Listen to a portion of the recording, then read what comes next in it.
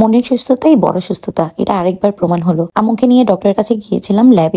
তো ডক্টর বললো আপনার আসলে তেমন কোনো মেজর প্রবলেম নেই, বার্ধক্যজনিত কারণে কিছু প্রবলেম ফেস করতে হয়, যেগুলো হচ্ছে আমাদের সিরিয়াল ছিল 22 নাম্বার, বলেছিল 11টায় যেতে, বাট যাওয়ার পর দেখলাম অনেক স্লো যাচ্ছে।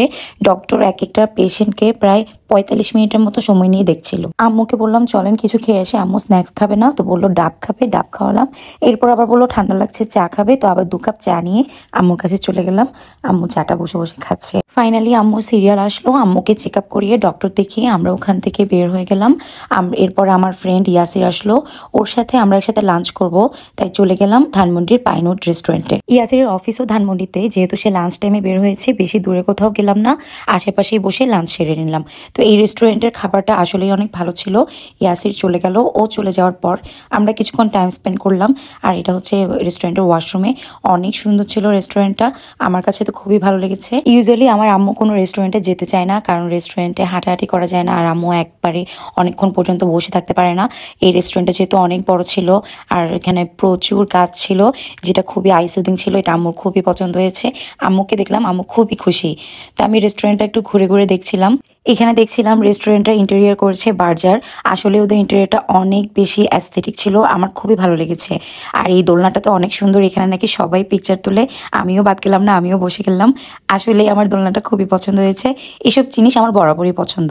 তো আম্মুকেও আবার নিয়ে আসলাম, আম্মু একটু দোলনায় বসার চেষ্টা করলো, বাট পারলো না, কারণ এটা একটু হাইটে ছিল। এটা ওদের আউটডোরে ছিল। আর মোমো এখানে আম্মুকে যত্ন করে কি যেন করে দিচ্ছে জানি না, আর আম্মুকে দেখাচ্ছে কোথায় কি আছে না আছে। আম্মু দেখি খুবই পছন্দ করেছে, আর মোমো আম্মুকে নিয়ে গেল, চলুন একটু সামনে থেকে ঘুরিয়ে নিয়ে আসি। এটা ছিল রেস্টুরেন্টের এক্সিট আর এন্ট্রি গেট। এখান দিয়ে বের হতেই আবার আপনি যখন এন্ট্রি নেবেন তখন আরেকটা দোলনা পাবেন, ওই দোলনাটা একটু হাইট কম ছিল।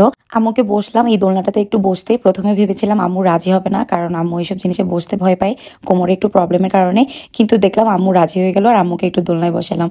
আম্মুকে এখানে দেখতে আবার খুবই কিউট লাগছিল, আম্মু আবার একটু দোল খাচ্ছিল, মনে হয় মানে ছোটবেলায় দোল খেয়েছিল, এরপরে এই বয়সে এসে এই প্রথম দোলনায় উঠলো। তো রেস্টুরেন্টটা আসলেই খুব ভালো লেগেছে, আমিও একটু দোলনায় বসে গেলাম। এই দোলনাটাও আমার কাছে খুবই অ্যাস্থেটিক লেগেছে, আর মোট কথা ওদের আমার সব কিছুই অনেক ভালো লেগেছে। জানি না রাতের ভিউটা কেমন হবে, বাট দিনের বেলার ভিউটা আমার খুবই খুবই ভালো লেগেছে। অনেক সকালে ঘুম থেকে উঠেছিলাম, তেমন একটা ভালো লাগছিল না, বাট রেস্টুরেন্টটাতে আসার পর আমার মোটা আসলে সত্যিই ভালো হয়ে গিয়েছিল। তো এখানে আবার একটা বাটিতে কিছু কাঁচা ফুল দেওয়া ছিল, যেগুলো দেখতে আমার কাছে খুব ভালো লাগছিল। এরপর আমরা রেস্টুরেন্ট থেকে বের হয়ে গেলাম।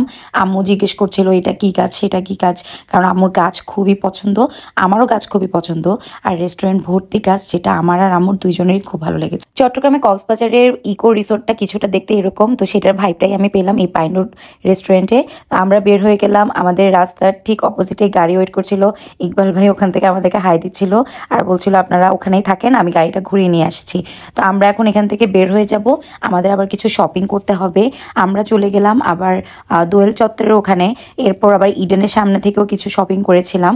তো দোয়েল চত্বরে গিয়ে তো আমি মোটামুটি কারণ এত ঘর সাজানোর জিনিস, এত ঘর সাজানোর জিনিস, আমার খুবই ইচ্ছে ছিল যে আমি এখান থেকে জিনিসপত্র নিয়ে ঘর সাজাবো, বাট ঢাকা থেকে চিটংয়ে নিয়ে এসে এগুলো খুবই ঝামেলা।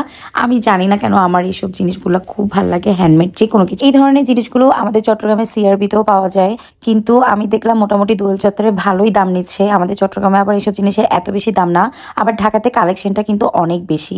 তো আমরা সবকিছু ঘুরে ঘুরে দেখছিলাম। মোমো যেহেতু নতুন বাসা নিয়েছে, ওর খুব শখ, ওর বাসাটা আমার মতো করে সাজাবে, তা আমি সেজন্য ওর সাথে একসাথেই শপিং করছিলাম। আমার জন্য সে আসলে ওয়েট করছিল, আমি ঢাকায় গেলে সে আমার সাথে শপিং করবে দেখে শুনে। তো আমরা সব কিছু দেখছিলাম।